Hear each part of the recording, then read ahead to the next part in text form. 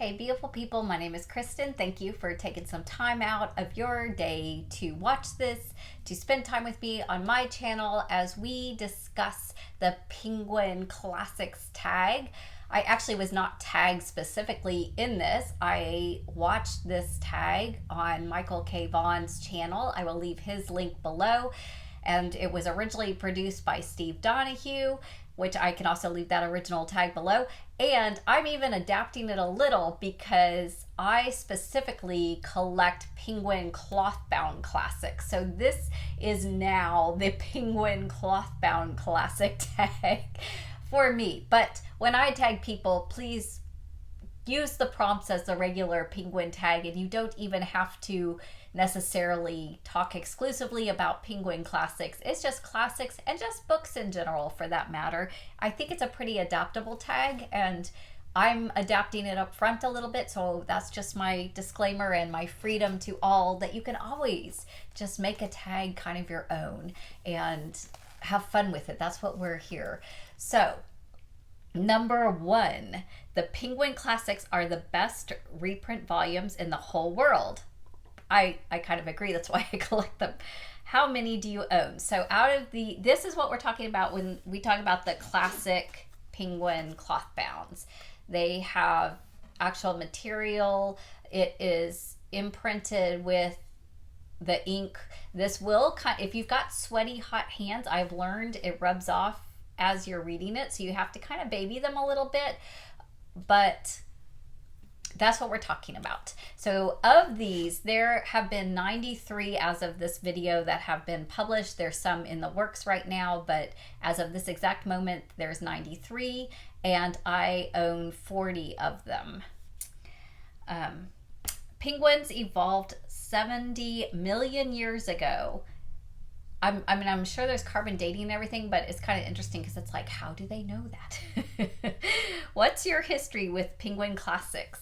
So I originally encountered the Penguin Classics in college when I started really thinking about what books I was going to keep, and I was very, very picky. I only kept a very small handful of my textbooks and my books. I even gave away a lot of my beloved books growing up that I now regret giving up, but that was just kind of the mindset I was in. And I wanted to have a library that was very fashionable and kind of this shabby chic kind of style. So I started out with getting my big Christmas gift for that Christmas after I got out of college when I was 22. I got like 10 of pick your own of these, and so I started out with that. And honestly, I was 22 and now I'm 52, so in 30, it's taken me 30 years just to collect 40. So I'm a pretty poor collector. They are a little pricey because obviously you need to buy them new, or I've never come across one used in, I've never come across one used in even poor condition. I think people who buy these buy them to hang on to them permanently. That's why we buy them. So they don't like come over in the market, and they can add up. So I usually just get them as gifts, or if somebody gives me a gift card, a lot of times those are what I purchase, but I need to probably step up my game on buying them.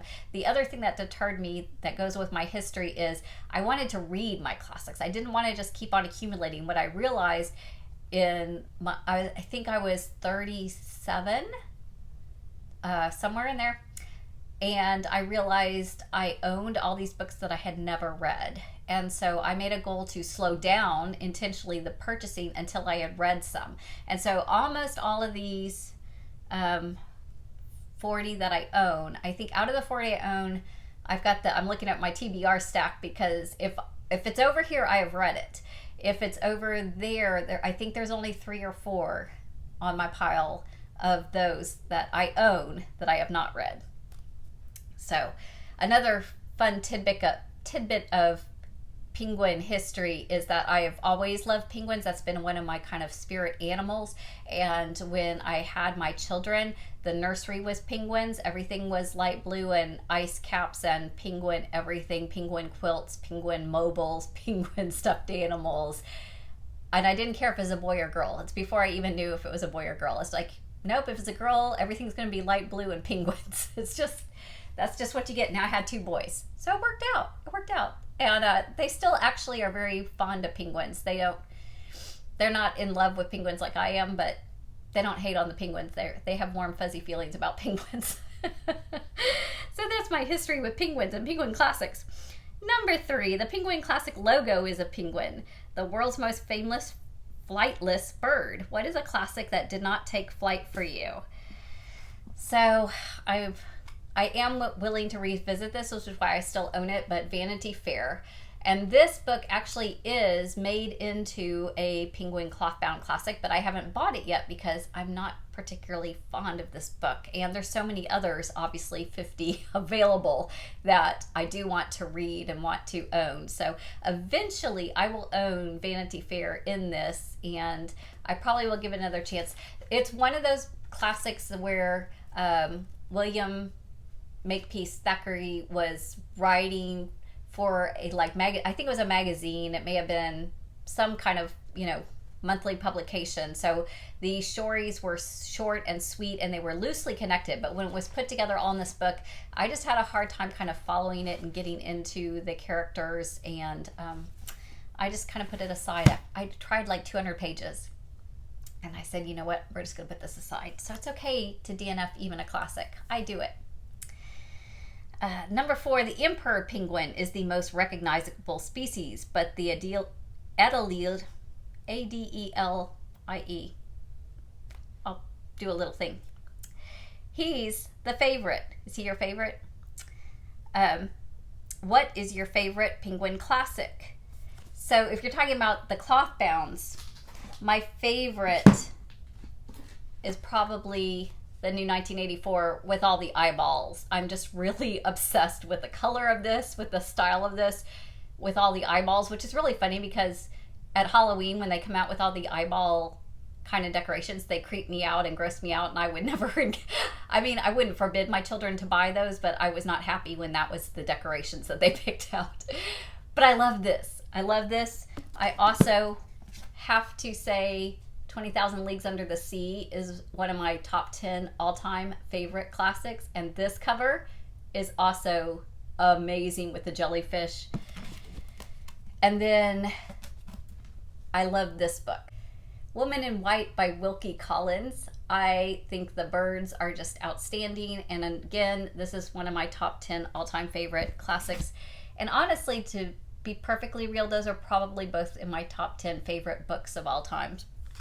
So there you have it. Number 5, Penguin Classics began in 1946 with Ev Rieu's translation of the Odessey. What's your favorite book from 1946 or the 1940s in general? So 46 would have, I didn't read a whole lot of them. When I was going through the list of books that were published in 46, there was a lot that I want to read. There's a lot of classics I still need to read. But I'm going to go with Pippi Longstocking because she rocks. She was one of my favorite first reads growing up. I want to be her when I grow up, and I have to go with that. Looking through in the 1940s, I also am a huge fan of The Diary of Anne Frank, Tree Grows in Brooklyn, and Stuart Little. Another one that was just very, very meaningful and helped me be into my love of reading.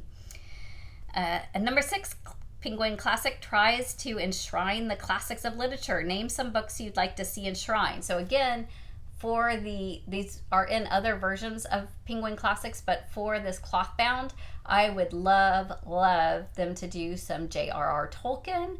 I would love them to do some Ray Bradbury. I understand there's probably some copyright issues that haven't been released, but they are more than 50 years old, and so they're classics, and I think they should definitely be in these beautiful versions. So come to some kind of agreement with them. What's the other one? Oh, Wilkie Collins' Moonstone. I think that would be a fantastic Penguin cloth bound, and I love that book, and Wilkie Collins is one of my all-time favorite authors, so that would be outstanding. So those are my Penguin Classic tags. I want to go ahead and tag some people. I wanted to tag MJ at Reading This Life because she has been showing us her classics, and so she can do a Penguin Classic tag. as well as Nicole at the Dusty Book Sniffers. She is fairly new to me. I've been watching her. She mostly does books kind of centered around different countries or different regions. So I'm pretty sure she does classics though, and there's classics that are around the world. So one of the questions that you can kind of add on for us is popular classics and maybe some of those countries that maybe we wouldn't know about. Finally, I'd like to tag Jim at Jim's Books, Reading, and Stuff. I just really appreciate all of his reviews, and I know that he has read many classics because I have listened and learned from his classic reviews that he has done. So consider yourself tagged. I didn't double check to make sure that the three of you had not done this tag before. So if you've done it before, I apologize. Send me the link. And I hope that anybody else who wants to do this tag does it, because I wasn't tagged and I did it. So feel free at any time.